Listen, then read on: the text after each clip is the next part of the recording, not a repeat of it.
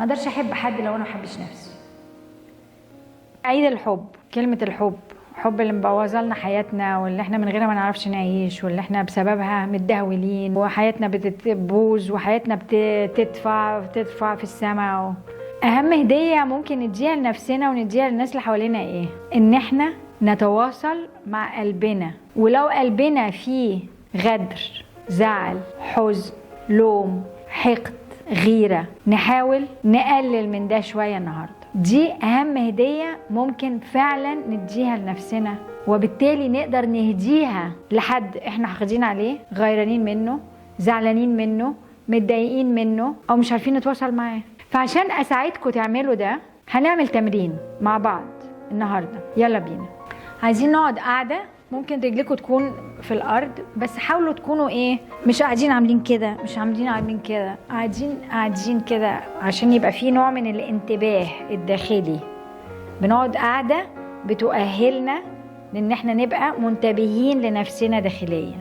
فاول حاجة علشان نتواصل مع نفسنا محتاجين نتعلمها ان احنا نقعد بظهرنا مفرود، فيبقى فيه قاعدة فيها بتساعدنا على الانتباه الداخلي. وبعدين ناخد كام نفس، وفي الكام نفس اللي احنا بناخدهم دول محتاجين نحس ونبقى واعيين يعني انتباهنا في نفسنا، في الشهيق والزفير. وفي كل زفيرة احس ان انا ايه، بسمح لجسمي انه يترخي اكتر على الكرسي، الكنبة اللي انا قاعدة عليها، او السرير اللي انا قاعدة عليه. بمعنى ان انا اسمح لنفسي الكرسي يشيلني. انت تلات ارباع الناس عايشة في كمية تنشنة طول الليل والنهار وعاملين كده ومش داريانة، هي ماسكة نفسها في نفسها، او مقعدها قافل، او ركابها عاملة كده، او هنا عامل كده، او هنا عامل كده. احنا عايزين نسمح لنفسنا ان احنا نتفرد،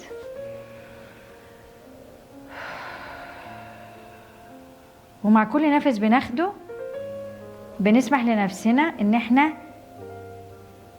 نترخي اكتر. في حد هيبقى محتاج 3 مرات، في حد هيبقى محتاج 10 مرات، مش مهم. اهم حاجة ان انا احس ان انا ايه، فكيت شوية، فكيت فكي، فكيت كتافي، فكيت فم معدتي. بنعمل فيه كده كتير. فكيت مصاريني، فكيت رجليا، سمحت لنفسي اريح.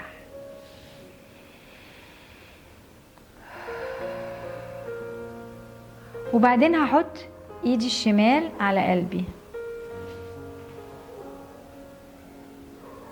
وحاول اسمع نبضات قلبي. فانا بحاول اتواصل عن طريق ايدي بقلبي، بحاول اوعى على قلبي،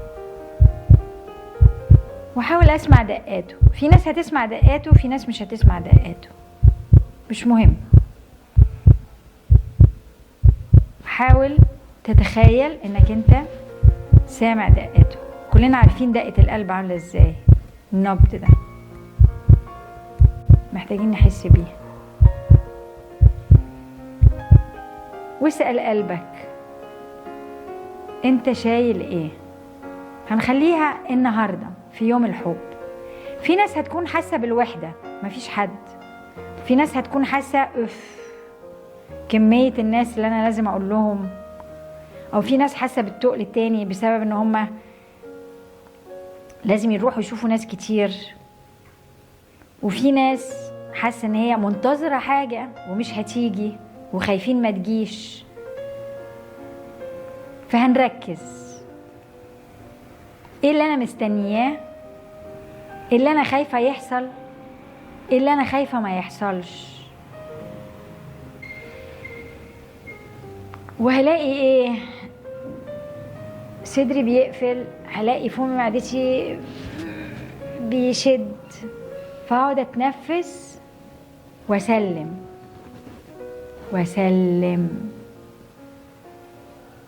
اسلم قلبي للحب.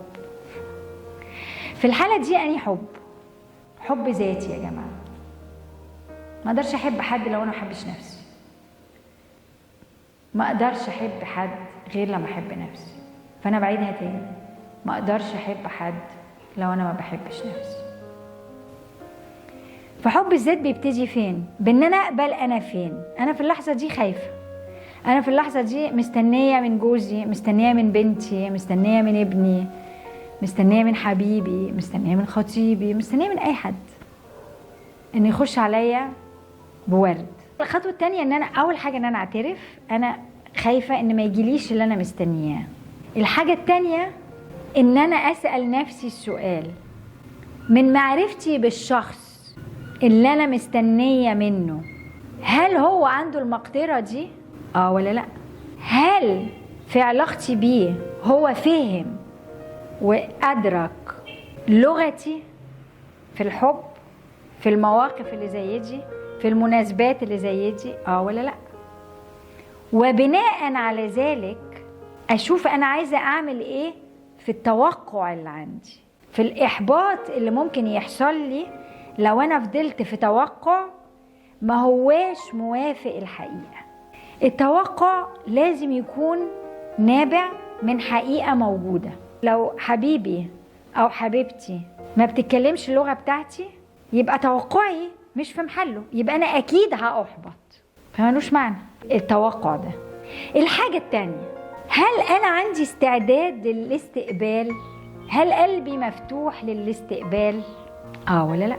لان احيانا كتير بنطلب حاجات احنا من كتر ما احنا اتوجعنا قبل كده عشان ما خدناهاش، لما بتجيلنا احيانا عشان اشتكينا كتير، علشان اتكلمنا كتير، عشان الطرف التاني عايز يساعدنا، عايز يحاول، لما بتيجي بنقول ايه؟ هو جد دلوقتي؟ هو ده وقته؟ ما انت جاي، ما هو متأخر، انت كنت فين من قبل كده؟ انت كنت فين من زمان؟ الكلام ده كان لازم يحصل قبل كده. فاحنا لازم نقرر برضو احنا عندنا استعداد نستقبل ولا لا.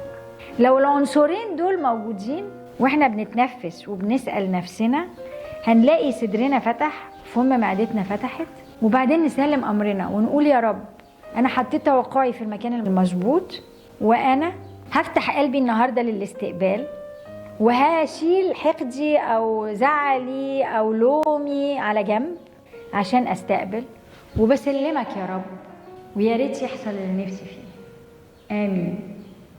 اتمنى كلنا نستقبل جرعه من الحب اللي تساعد قلوبنا على انها تتفتح في يوم زي ده.